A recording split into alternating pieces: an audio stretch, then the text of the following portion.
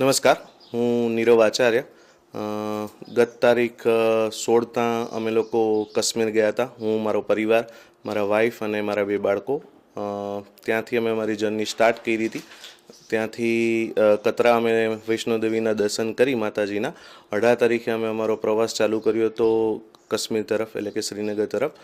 એનાથી આગળ અમે બધી અમારી લોકલ આઇટનરી પ્રમાણે બધો પ્લાન ચાલુ કરી દીધો હતો. 22 તારીખે અમે લોકો ગુલમર્ગ હતા, બધા ત્યાં ગોંડોલાને બધી રાઇડ્સ માટે. એ અમે પતાવીને જ્યારે સાંજના રિટર્ન થઈ રહ્યા હતા શ્રીનગર તરફ, ત્યારે અમને ખ્યાલ આવ્યો કે 22 તારીખે આ એક બહુ જ દુઃખદ આતંકવાદી ટેરરિસ્ટ એટેક ત્યાં થયેલો હતો, જેની અંદર ઘણા બધા ટુરિસ્ટને એ લોકોએ ટાર્ગેટ કર્યો હતો. આ જાણીને થોડી હાલત અમારા બધાની ખરાબ થઈ ગઈ હતી. પરિસ્થિતિ થોડી એવી હતી કે બધા ટ્રોમાની અંદર હતા કે હવે આગળ શું કરીએ. પછી લોકલ જે અમારા ટૂર એજન્ટ હતા એ અમને મળવા આવ્યા. એમણે અમને આશ્વાસન આપ્યું કે ના, તમે અત્યારે એઝ સચ ઓલરેડી શ્રીનગર પહોંચી ગયા છો તો અહીંયા કોઈ તકલીફ જેવું નથી. એને થોડી એમની વાતચીત ઉપરથી એવું લાગ્યું કે ના, ઇમિડિયેટલી તો કદાચ વાંધો નથી. તો એ દિવસે અમે પરિવાર સાથે હોટલમાં જ રાત્રે રોકાણા હતા. બહાર જવાની કોઈ હિંમત બી નહોતું કરી શક્યું. ને ઇનફેક્ટ ઓલરેડી શ્રીનગરમાં જેટલી બી હોટલો હતો, કદાચ કોઈ લોકો બહાર નીકળવાનું સાહસ નહોતા કર્યા. 23 તારીખે સવારે અમે કોશિશ કરી રહ્યા હતા અમારી રીતે ફ્લાઇટની ટિકિટ ને બાકી ચેક કરવાની.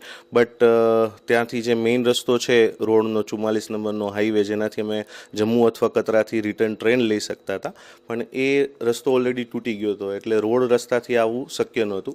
ટ્રેન ત્યાંથી ડાયરેક્ટ કોઈ અવેલેબલ નહોતી.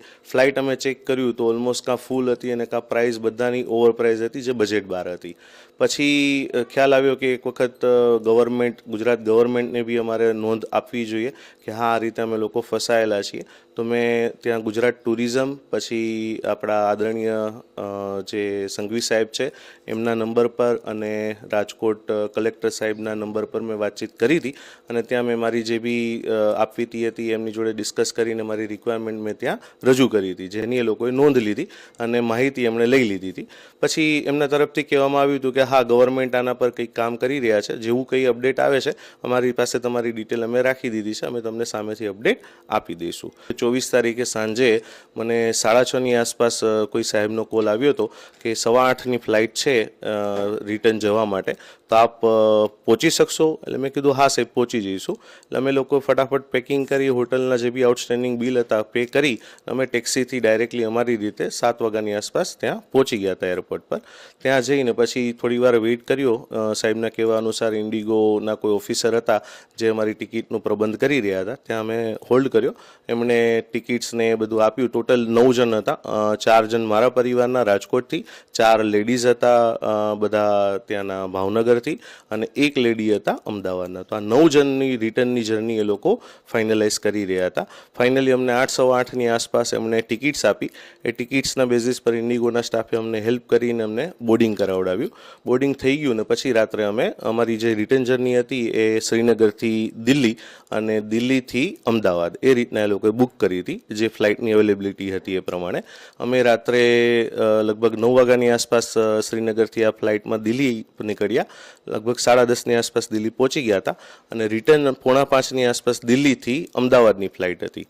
અમદાવાદ અમે લગભગ સવારે 6:05ની આસપાસ 25 તારીખે પહોંચી ગયા હતા.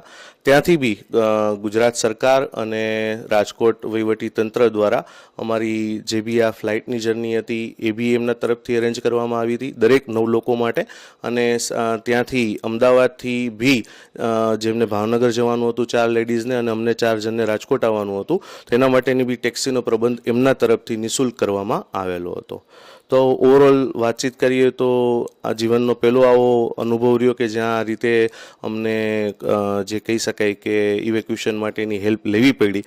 તો આ રીતે અમારી જે રિટર્ન જર્નીનો આખું જે બી પ્રબંધ કરવામાં આવ્યો, વ્યવસ્થા કરવામાં આવી, જેના માટે થઈને અમે ગુજરાતના મુખ્યમંત્રી શ્રી ભૂપેન્દ્રભાઈ પટેલ, આપણા ગૃહમંત્રી શ્રી હર્ષભાઈ સંઘવી અને રાજકોટના કલેક્ટર સાહેબ શ્રી પ્રભુભાઈ જોશીનો ખરા દિલથી એમને અમે આભાર માનીએ છીએ અને we are highly respectful to him.